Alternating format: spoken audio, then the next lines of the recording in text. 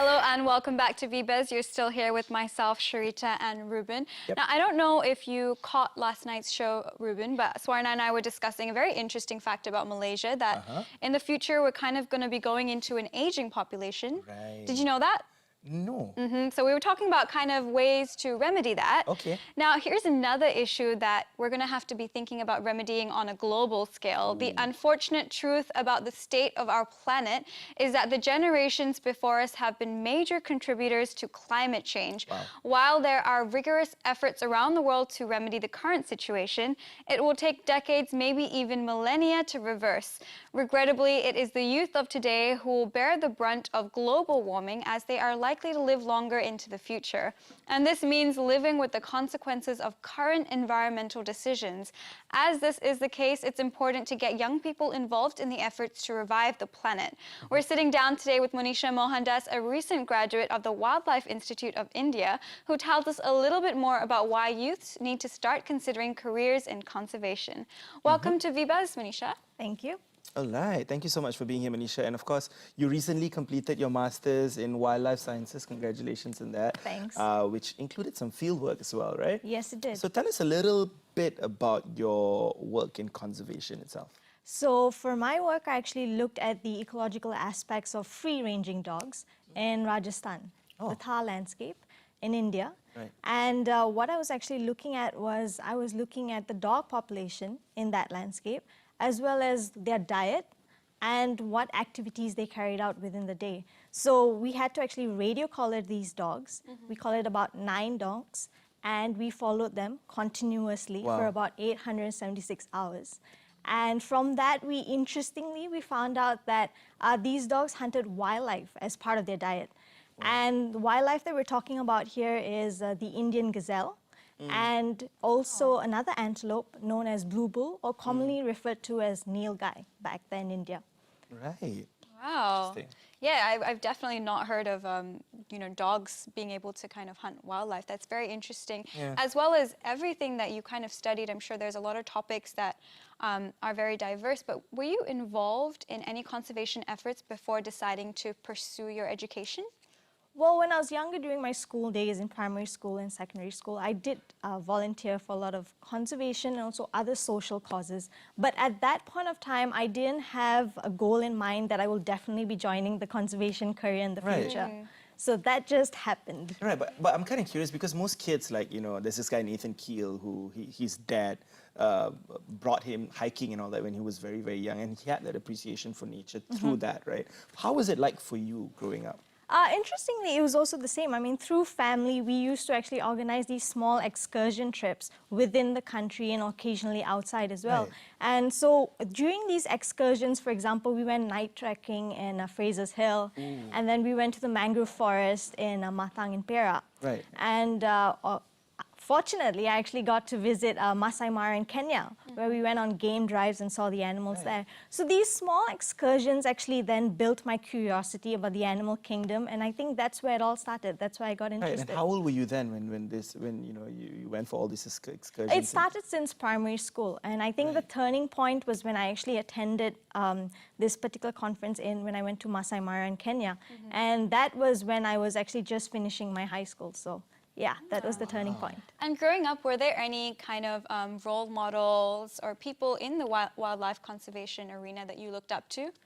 I think the person I looked up who was the closest to me was my father. I mean, he used to work for Worldwide Fund for Malaysia, but he was in the management aspect of things. But because of him, I actually got to go in a lot of these trips, and he opened my eyes to all these things. So and for those of you, our viewers out there who may know her dad, Dr. Sudeep Mohandas, who's been on the show as many times, I think 2 or 3 times before this, and this is Monisha, his daughter.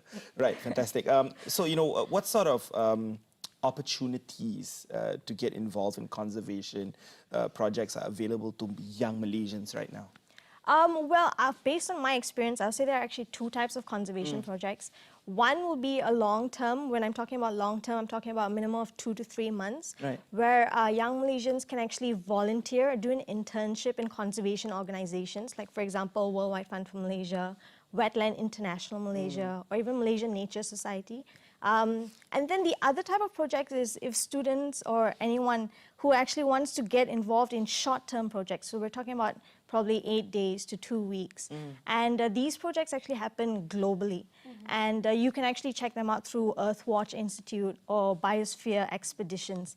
And however, these actually require you to pay a certain amount for your food expenses and lodging. So those are the opportunities that you can actually check out. Right. And to your knowledge, is the youth in here in Malaysia very interested at the moment in getting involved in these sorts of projects? Conservation projects? Yes. I think while I've been attending a lot of these conservation projects, I think there has been youth that have been interested in this. But I think what we lack is there's not enough numbers. I mean, the number of people that actually attracted to such things are pretty low. We don't have enough people to volunteer for these organizations to help out in these causes. Right. So why do you think there's a lack of attraction in that sense? I think basically two things. One is the education exposure that we get in terms of conservation.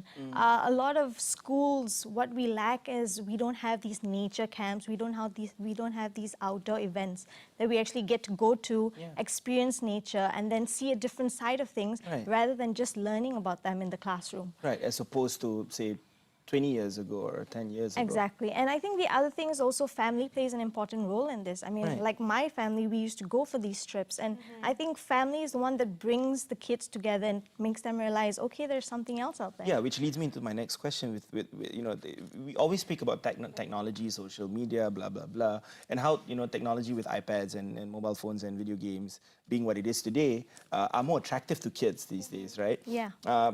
You know, but how do we tackle that issue of, you know, parents especially and the role that they play in getting their kids to appreciate nature and eventually, you know, pursue careers in conservation as well? I think, like I said, I mean, parents should actually take their kids out for excursions. I mean, don't just take them to the city, don't just take them to natural sites, but take them also outside. I mean, see the forest, see the natural, see the wildlife, go to national parks. Have a balance of both. Exactly. I mean, that plays an important role for kids. I mean, as they grow up, they realize, okay, there's another world out there. Yeah, definitely. You know, and speaking about social media, you know, I wanted to get your take on this.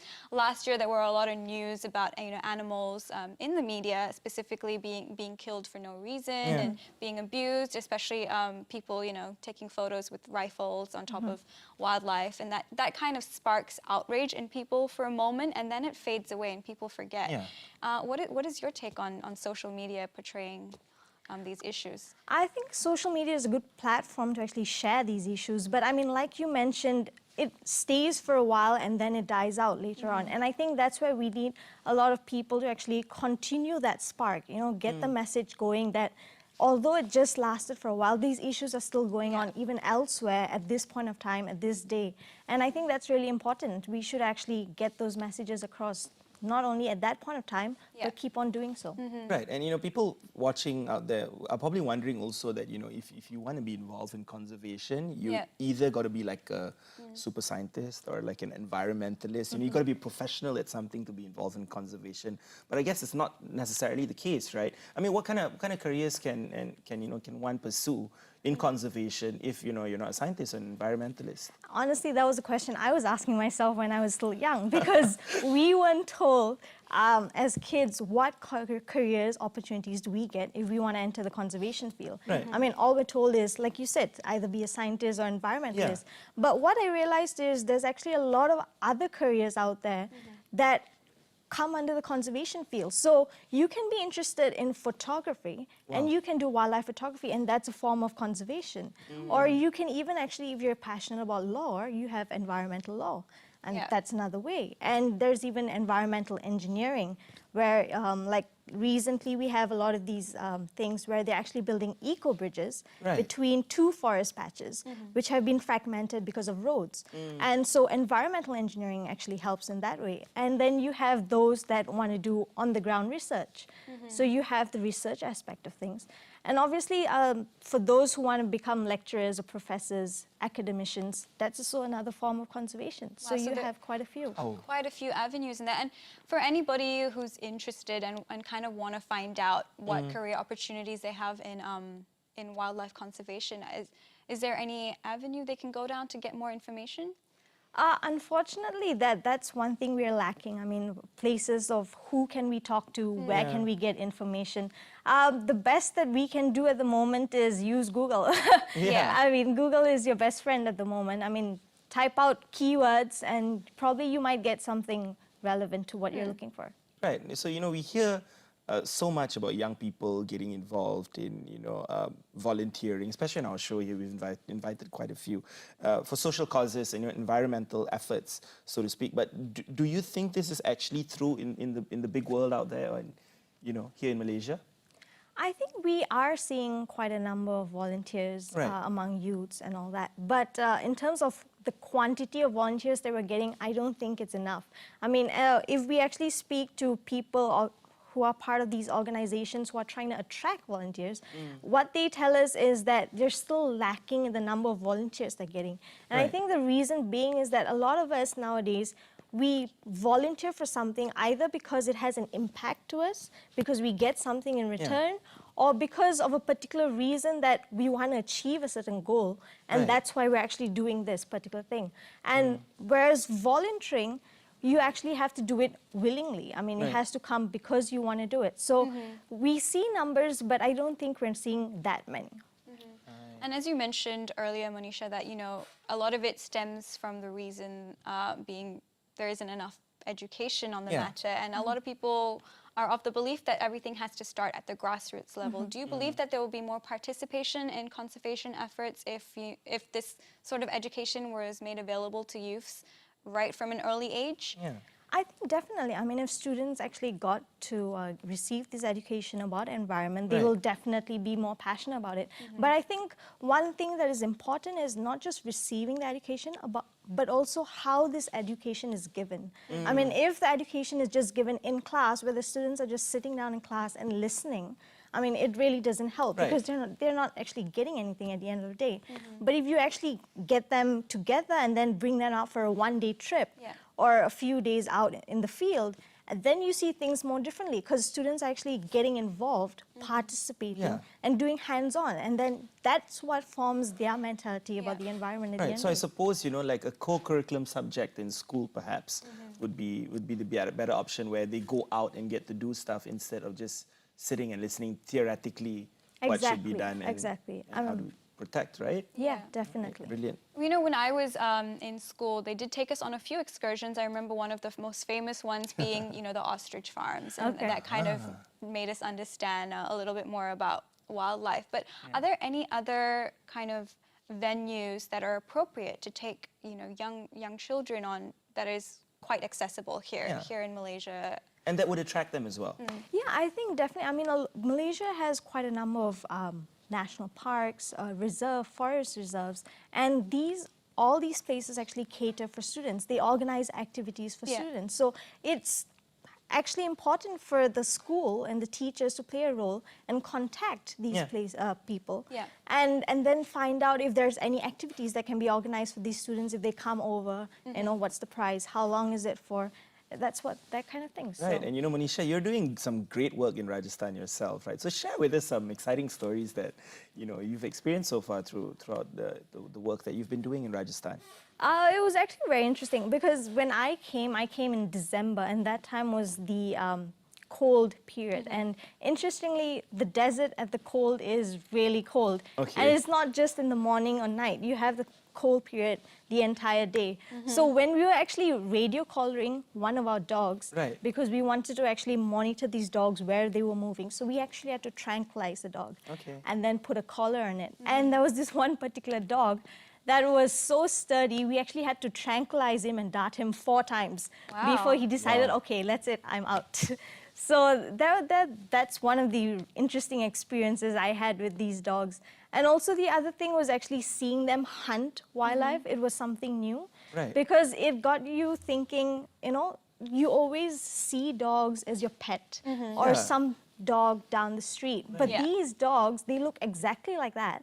But when it comes to hunting wildlife, they suddenly just look very different to you. I mean, what sort of wildlife are they actually hunting? So like I said, they were hunting antelope. So in there, they were hunting basically the Indian gazelle and also the blue bull, or known as nilgai there. So they're about 3 to 4 times the size of these dogs. So it was really Wow. interesting. You know, I think it's, you know, really wonderful that you're doing work like this over there and bringing that experience and sharing it with us, Ruben and myself here, because Yeah, these are things that we didn't know We're as amazed, well. You know? yeah. You know, I can't imagine that, you know, I'm thinking of my little puppy back at home. And, No, don't worry about your puppy. But, you know, Yeah. as you mentioned, in order to kind of get people down this route, they need to be inspired and want to do it themselves. Are there any stories or any personal journeys you can share with us that might inspire some of the youths out there to kind of pursue this line of work?